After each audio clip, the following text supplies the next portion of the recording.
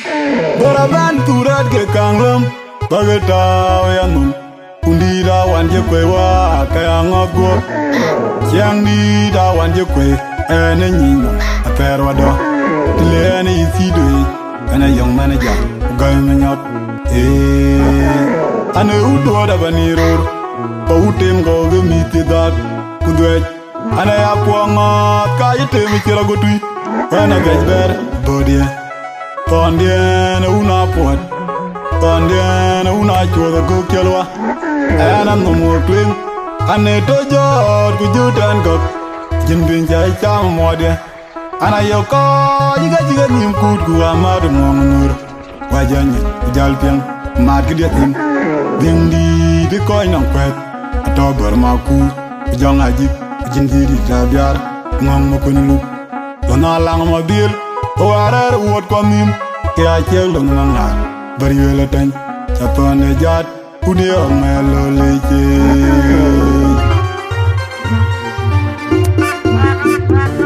anige makulu mogu narare ge DJ ni narare ge gay manya narare ka mirutan madina buto narare ge ilana manawai to kai ga banyane bodi de yimu barajit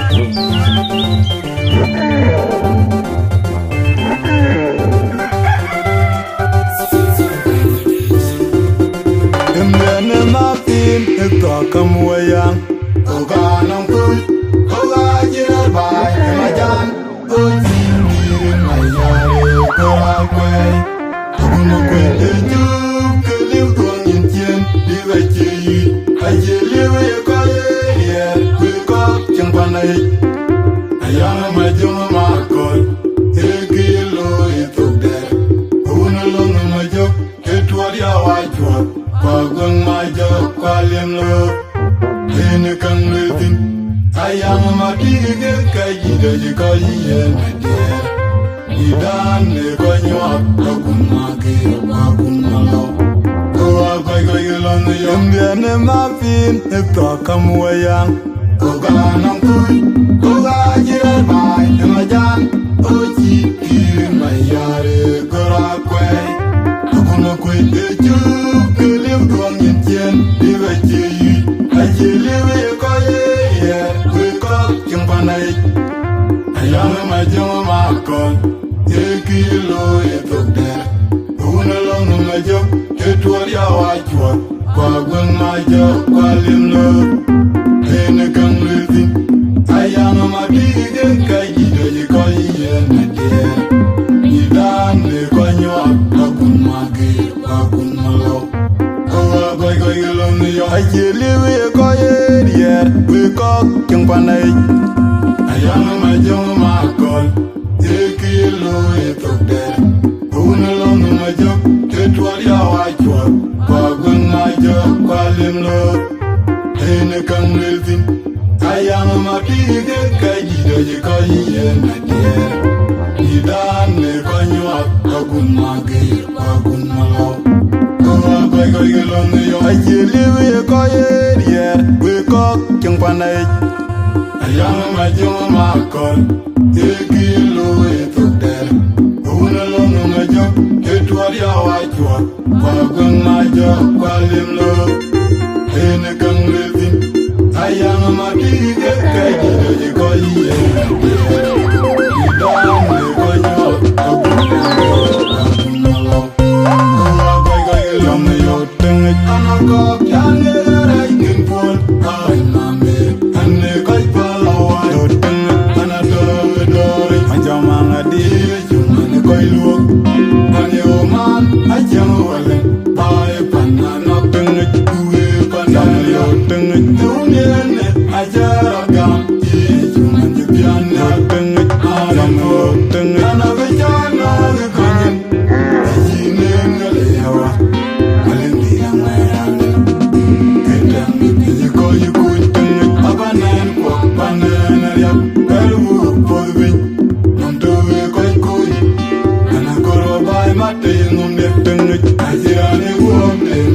Ajamang adi kun malo ulo nalo tengek anangkok yang ngerai kenpul ay mame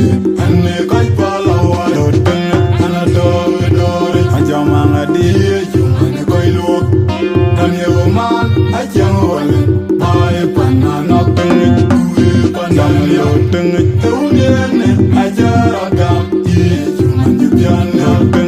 Ayamolo Ana vijana vikonyen Ejine ngalewa Alembiga ngairane Ketang nipinjiko yukuny Abanan kwa panan ariam Baru podbi Nungtuwe koy kuy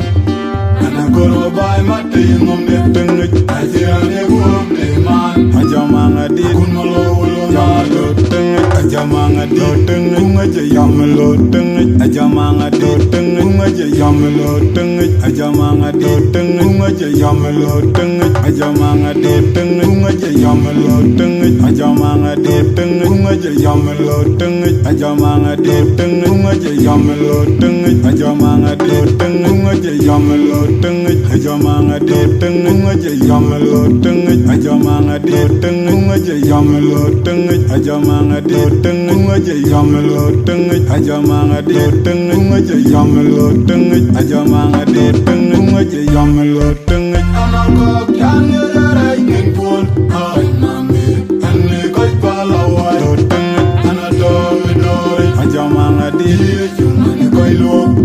Ane oman Ajang walen Hai pananak tengit Uwe pandanyo tengit Euniene ajaragam Ijuman jupiana tengit Ayamlo tengit Ana vijana vikonyen Ejine ngalewa Alembiga ngairane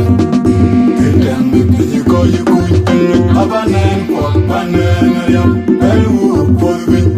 Nungtuwe koy kuy Anagoro bay mati ngomde tengit Ajirane guwabde man Ajamanga dit Kunmalo ulo Yalo tengit Anakok yang ngerai ngepun Hai mami Ane koi palawai tengit Anadoi doi Ajamanga dit Cumani koi luok Ane oman Ajang walen Hai pananak tengit Uwe pandanyo tengit Euniene ajaragam Ijuman jupiana tengit Ayamlo tengit Ana vijana vikonyen Ejine ngalewa Alembiga ngairane Ketang nipinjiko yukuny tengit Abanan kwa panan ariam Baru podbi Nungtuwe koy kuy Anagoro bay mati ngomde tengit Ajirane guwabde man Ajamanga dit Kunmalo ulo ngadem Dene mapin Eka kamuayang Oga nongkuy Oga jirar bay Emajan Oji Kirin ayaye Koragway Kuno kwe ejuk Keliw kong yin tien Liwe chiyi Aji liwe koye yen Kwe kok chengpanay Ayang majong makol Eki lo etuk der Una long majok Etwar ya wachwar Kwa gwen majok Kwa lim lo Hene kang melvin Ayang madige Kajida yikoyi yen adier Idan le konyok Akun magir Akun malaw Uwa bay kagilong Yom dene mapin Ito kamuayang Oga nongkuy Oga jirar bay Emajan Oji kirin ayare Koragway Akuna kway ejuk Keliw kong yin tien Liwe chiyi Aji liwe koye yen Kwe kok chengpanay Ayang majong makol Eki lo etuk der Una long majok Etwar ya wachwar Kwa gwen majok Kwa lim lo Hene kang melvin Ayang madige Kajida yikoyi yen adier Idan le konyok Akun magir Akun malaw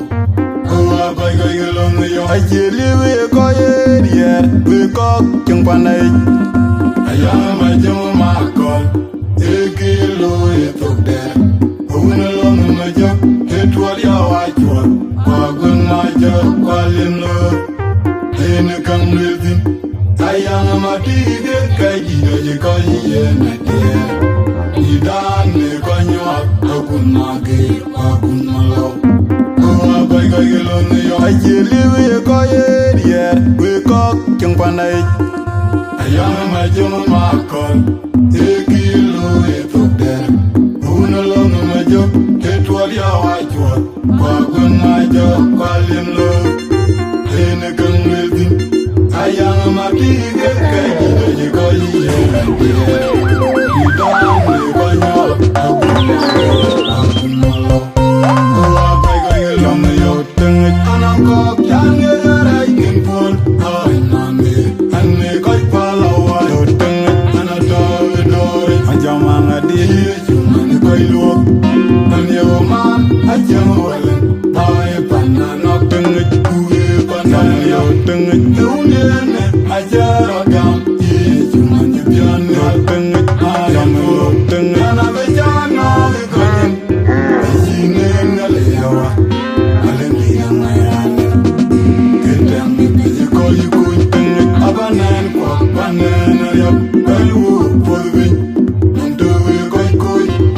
ana koro bai mate ngom ne teng ajirane ko me man ajama ngadi kunolo lo na do teng ana ko kan ye ra kin pol ai mame ane ko pa la wa do teng ana do ajama ngadi chuman ko lo ane o man ajang wala bai pana na teng kuwe pana yo teng tunie ne ajara gam ye chuman pian na teng ayam o teng ana me jana le konyen yine na le yawa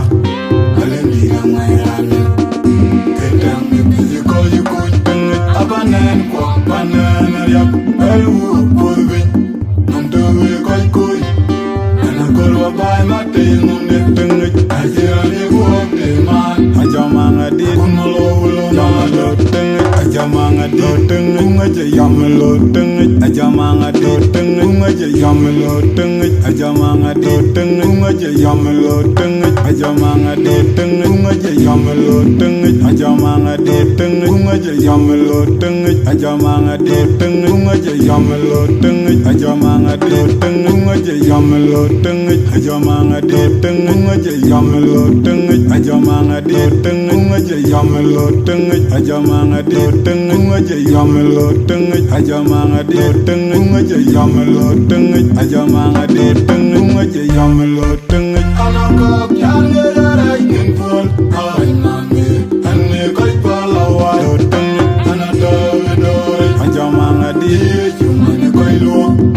ane o man ajama wala bai pana na teng kuwe pana yo teng tu ne ajara gam ye chuman pian na teng ayam o teng ana be jana le kan yine na le yawa alen di ngai ane